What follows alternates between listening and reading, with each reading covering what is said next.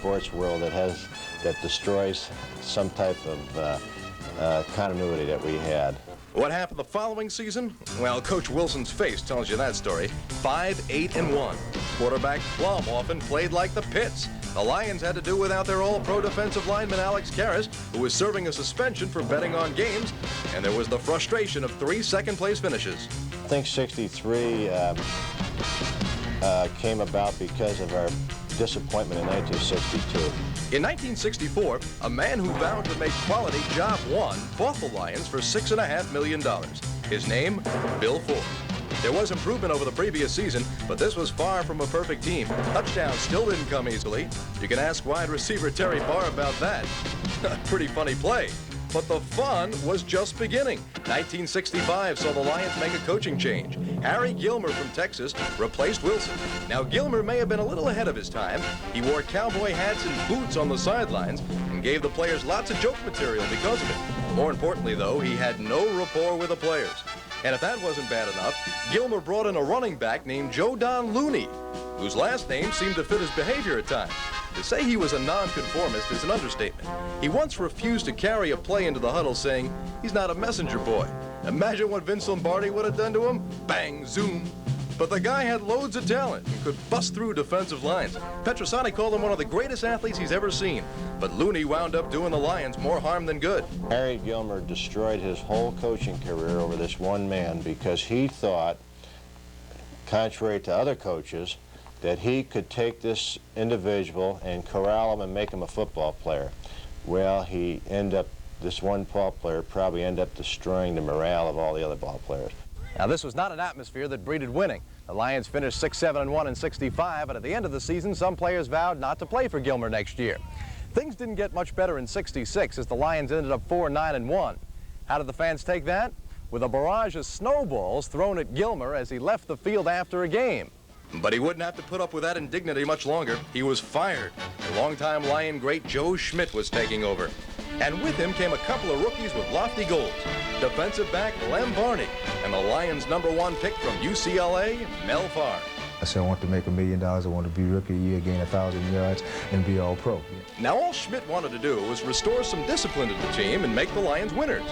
Farr got off to a good start toward his goals, running up 860 yards and winning Rookie of the Year honors.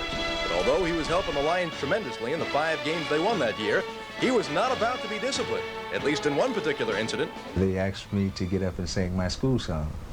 And you know, at UCLA, we did not have a school song.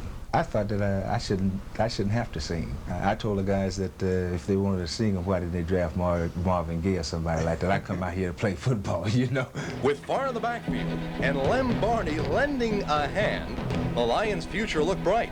Unfortunately, the present kept getting in the way. On one Sunday against Minnesota, the Lions committed 11 fumbles. That's a record they still hold. Fortunately, they didn't try and break it the next year.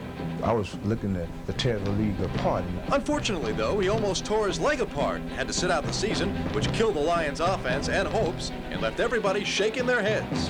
Next was 1969. Farr wound up sitting out much of that season with another leg injury, and quarterback Bill Munson broke his hand on the 4th weekend of the season. But rookie quarterback Greg Landry came on to keep the Lions in the title race, although they finally fell short. But finishing at 9-4-1, Coach Schmidt's preseason prediction proved prophetic. So that's the 60s in a nutshell. The Beatles, Joe Don Looney, Flower Children, Harry Gilmer, Father Knows Best, Alex Karras. It's amazing how all that excitement was packed into one decade, huh? Mark Barish, Channel 2 Sports.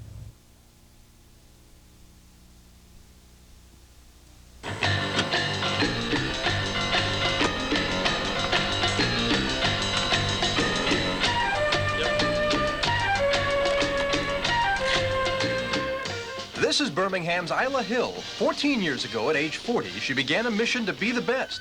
And now at age 54, she is just that. She's America's best female skeet shooter and is training to earn a spot on the Olympic 2-person men's team. There's no women's squad, but by doing well in a May qualifying tournament, she can make it. 2 months after pulling her first trigger, she made the national team. Isla's a natural at a sport she found while looking for some kind of recreational activity. I really thought of playing golf, but I found it too time-consuming. So I went out to Detroit Gun Club one day and asked them if I could shoot. Since then, she's won 7 national titles, 7 world medals, and holds the U.S. women's record for shattering 191 out of 200 targets. When I press this button, the target will fly across the sky at 120 miles per hour. If hitting it then sounds hard, wait till you hear this. They use a delay timer so she doesn't know when the target's coming. Her skills have been toned by practice, persistence, and her job as an anesthetist. In doing anesthesia in the operating room, it's a disciplined work, and you must concentrate there and you must concentrate here in the range. She says shooting comes easy with practice, and with that gave old Buffalo Barish a lesson.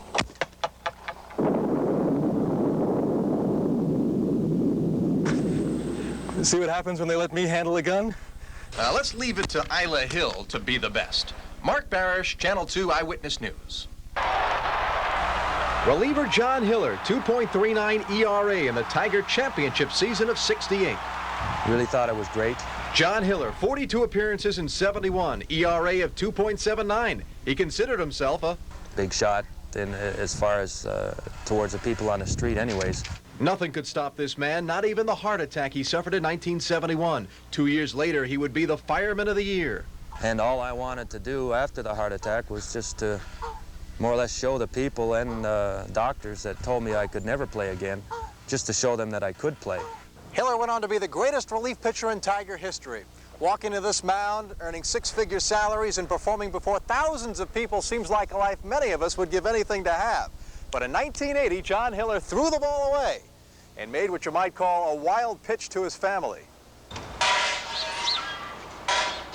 I had a gut feeling that somehow we were going to live here. Here is Felch, Michigan in the UP. Population 150, of who John calls the nicest people you'd ever want to meet. A year ago, Hiller moved his wife, 3 kids, and a truckload of animals here to live off the land.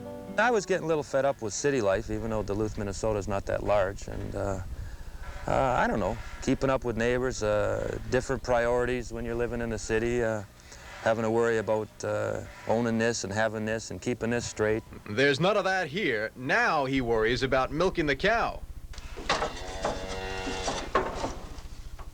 They call me a gentleman farmer around here, but that first day I was milking, I was neither a gentleman or a farmer. There was a few choice words I think they were throwing out.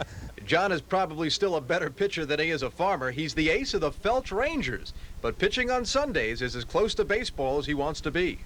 If I were to go to a ballpark and sit in the stands and watch, I think I would start thinking about the good times and how great it was playing, and also might start to say, well, heck, that guy's not throwing too good. I think I could do that.